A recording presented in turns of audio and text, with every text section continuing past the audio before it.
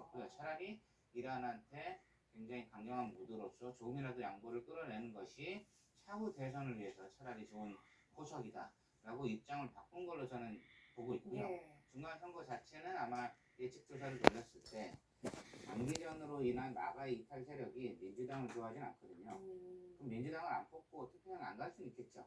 근데 그렇게 해서 잃는 의석이 뭐 10석, 5석 이상 나오면 트럼프 대통령이 신경 쓸 수 있는데 만약 내부를 돌렸는데 한두 석 정도 차이밖에 없다라고 만약에 결론이 왔다면 제가 트럼프라도 별 의미 없습니다. 빨리 끝내려고 약한 모습을 보일 필요는 전혀 없는 것이죠. 그래서 국내 정치적인 목적 그리고 이스라엘이라는 거대한 어떤 유대계랑 연결된 세력의 요청 소위 말한 미국 대선을 좌지우지하는 유대계 큰손들이 강경한 모드를 요청한다고 했을 때 트럼프 대통령은 이를 수용하는 형태로 전쟁이 시작된 거기 때문에 이 부분에 대해서 너무 흐지부지 끝나는 모양새는 대선을 위해서 좋지 않다. 이런 면에 있어서 트럼프 대통령은 마지막으로 이제 에너지 수급 시장의 변화를 지금 어떻게 보면 성과를 얻어내고 있어요. 뭐 그런 얘기하는 분 많이 없지만 중동에서 누가 이제 석유를 사겠어요? 불안해서.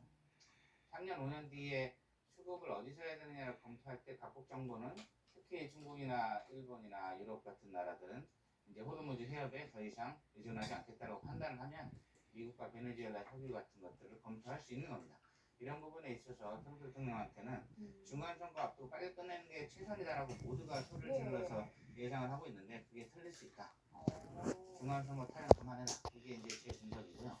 중간선거 앞두고 끝낼 거면 사실은 뭐 한 달 전부터 여유는 있지만 지금 핵 포기를 만약 트럼프 대통령이 한다. 포기 위한 포기를 한다. 이거 자체는 대선까지 계속 공격받을 수 있는 것입니다. 그러면 초당성 그렇게 많이 왜 오탄 나서 죽이느냐. 지금까지 왜 뭐 한 거냐. 소위 유대계 압력에 밀려서 생취한 거냐 이런 비판이 나오죠. 그럼 트럼프 측에서 할 말이 없어요. 호르무즈 해협 관리하러 들어갔냐? 그건 아니잖아요. 그렇기 때문에 지금 트럼프 대통령 입장에서는 어떻게 할 수 없이 핵을 인한 지금 사실 이란 쪽에서는 러시아로 조금 빼도 좋냐 뭐 러시아 당했다 뭐 이런 얘기 했어요. 전에 오바마도 했거든요. 근데 트럼프 입장에서 그 정도로 만족스럽진 않죠. 서로의 동생인데 같이 갖다 줬는지 알게 뭐예요. 그래서 그런 부분들에 있어서 완전한 어떤 우라늄 440kg에 대한 최선 샘플링이라도 미국으로 갖고 오는 게 어떤 승리의 연출 시효를 벌이기에는 대단히 좋기 때문에 지금 우리가 말한 모든 것은 중간선거에 초점이 맞춰서 트럼프는 헐레벌떡 끝낼 것이다 라는 분석도 이제 제발 좀 그만하시고 우리가 새로운 눈으로 트럼프 입장에서 상황 좀 바라봐라. 중간선거가 다는 아니다. 대선이 더 크다. 저는 이렇게 보고 있습니다. 저도 그렇게 생각해서 트럼프 대통령이 상당히 지금 조급한 거 아닌가. 근데 교수님은 좀 다른 시각에서 분석을 해주셨거든요. 근데 양쪽 다 휴전을 했다가 다시 전면전에 나서는 건 좀 부담스러울 수 있잖아요. 근데 그럼에도 불구하고 공격 가능성이 지금으로서 높다라고 보시는 거예요? 공격이 전면전으로 가서 수백만 명이 죽으면 부담이 되겠죠. 근데 제한적 공습으로 가서 뭐 시설 몇 개 때리고 뭐 안 됐지만 공무직 근로자들이라든가 노동자들만 몇 명 죽고 슬픔을 표시하면 사실 정치 지도자 입장에서는 양쪽 다 크게 나쁘지 않아요. 근데 분명 보복할 거잖아요, 이란이. 보복하는 방식 자체가 이제 변수가 될 수 있겠죠. 지금 이제 이어서 말씀드릴 건데 제2의 전선 얘기 계속했어요. 제2의 전선이 뭐 PK하고는 수혜주나 촬영을 하고 있는데 사실 제2의 전선이라고 무슬림 국가에서 얘기할 때는 미국의 일상생활에 타고들겠다는 얘기입니다. 우리가 이렇게 맞습니다. 테러라든가 미국 여행하는 대학생들 납치해서 유튜브 앞에서 참수를 해도 되는 것이죠. 이런 부분들이 트럼프 대통령한테는 대단한 효과를 주기 때문에 또 불쌍한 미국인들이 납치되기 전까지 협상단에서 미국은 양보를 해라 이런 얘기를 부드럽게 말해서 제2전선으로 얘기를 한 거고요. 제2전선은 중동 국가들 입장에서는 이란의 후원을 받는 테러리스트 조직이 워낙 많기 때문에 일부가 중동에 있거나 유럽에 있거나 부근에 있는 사람 미국인들에 대한 그들이 서로 이란을 지지하는 사람이 있다 할지라도 사실은 모두가 대상이 될 수 있는 것이다. 그런 부분에 있어서 제2전선에 대한 강도 여파가 저희가 바라지는 않지만 이 협상에 대단히 좀 큰 변수가 있다. 근데 문제는 이란도 다른 리스크는 있죠. 미국인들 건들면 어떻게 하겠어요? PTS랑 펜타곤이 더 많은 곳을 때릴 겁니다.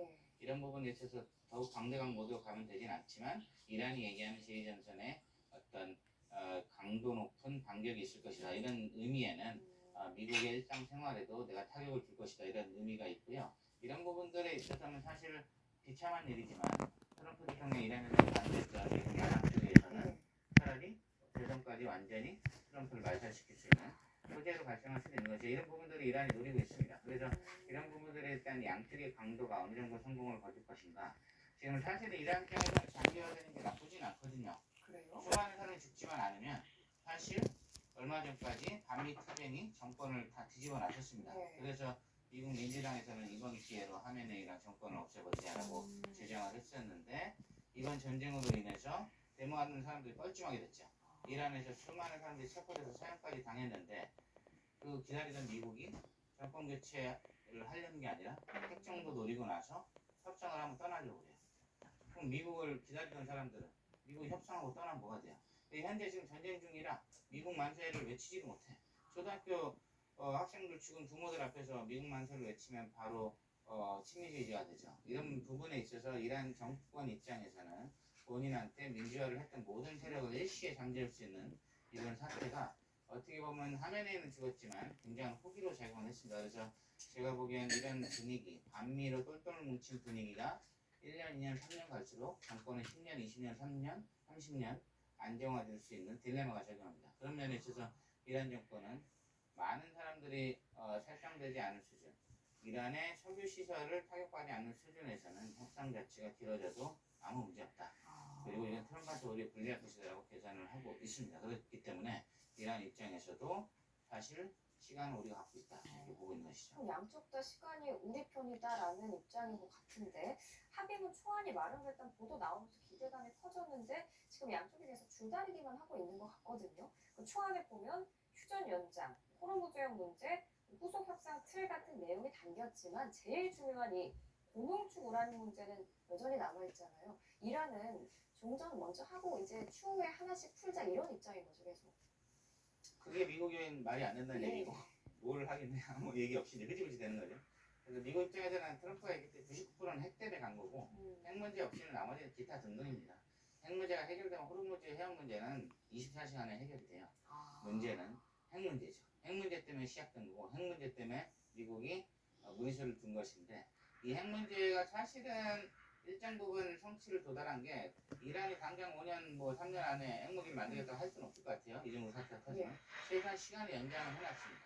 문제는 이걸 더 연장시키거나 영구히 제거하겠다는 게 트럼프 플러스 이스라엘의 노력이기 때문에 이런 부분들에 대한 내용이 없이는 어떤 협상도 당분간은 급하게 끝낼 필요가 없다. 근데 트럼프의 정치적 결단이 하나 남아있긴 하죠. 마치 협상이 성공한 것처럼 해서 쇼로서 협상을 중단시킬 수 있어요. 본인이 모든 것을 양보받은 것처럼 이란에서 협조만 해준다면 실제 이란 핵물질은 사실 1년 안에 들어오긴 힘들거든요. 그에 대한 검증, 사찰 문제까지 협의하려면 실무 협의는 또 1, 2년 갑니다. 그럼 트럼프 대통령 입장에서 대선까지만 자기가 승자인 것처럼 보이기만 하면 돼요. 문제는 이란의 협조 여부인데 이란도 사실 패배자로 보일 것 같은 걸 국민들 앞에 연출할 수는 없죠. 이런 부분들은 미묘한 입장 차이들이 사실 이루어진다면 정치적 결단은 사실 의외로 쉽게 이루어질 수도 있는데 문제는 이런 부분들에 대한 정치적인 동의가 어디까지 이루어질 것이냐, 누가 어디까지 자기 국민들한테 루저와 위너로 보일 것이냐의 정도가 협의가 안 된 것 같고요. 사실 미국 입장에서는 대선에까지 이란 핵 문제에서 승자로 보이기만 하면 됩니다. 실제 검증 사찰 문제 실무 협의하다 보면 2, 3년은 금방 가기 때문에 대선만 이겨놓으면 돼요. 그 다음 정부가 알아서 할 일이고 이란 입장 자체도 이런 부분들에 대해서 루저로 보이지 않는 게 중요하기 때문에 지금 반미 분위기를 편승해서 다시 한번 10년, 20년의 정권의 안정을 도모하기 위해선 반대 세력도 입을 다물 수밖에 없는 협정에서 일정 정도 승기를 잡아야죠. 그런 것에 대한 협의가 현재 안 돼 있다. 근데 극적인 타결은 언제든지 열려 있다. 문제는 극적인 무력 분쟁도 언제든지 열려 있다. 지금 계속 강조해 주신 것처럼 트럼프 대통령으로서도 이 핵 합의가 안 되면 전쟁을 애초에 왜 했느냐 그 명분이 사라지는 건데 속내가 복잡할 거란 말이죠. 그래서 그런지 장남 결혼식에도 안 가고 백악관에 남겠다고 했거든요. 극적 합의 가능성 얼마든지 남아 있다고 하셨는데 지금 그 가능성이 남아 있기 때문에 이렇게 참여를 안 하고 백악관에 있는 건지 이 상황은 어떻게 봐요? 욕 먹을까봐 안 간 것 같진 않아요. 그 전에 욕 먹을 여러 가지 뭐 우리 기준에서 격투기 현장에 간다든가 어떤 순직 용사 끝나고 장례식장에서 바로 마감하자 골프장 가서 골프 치고 한다든가. 그래서 근데 자식이 결혼을 지금 세 번째 했잖아요. 사실상 지금 첫 번째 결혼 13년 동안 애 5명 낳고 두 번째 결혼은 야폰이죠. 야폰했던 폭스뉴스 앵커는 그리스 대사 가서 지금 화려하게 패션쇼 하고 있어요. 세 번째 견해까지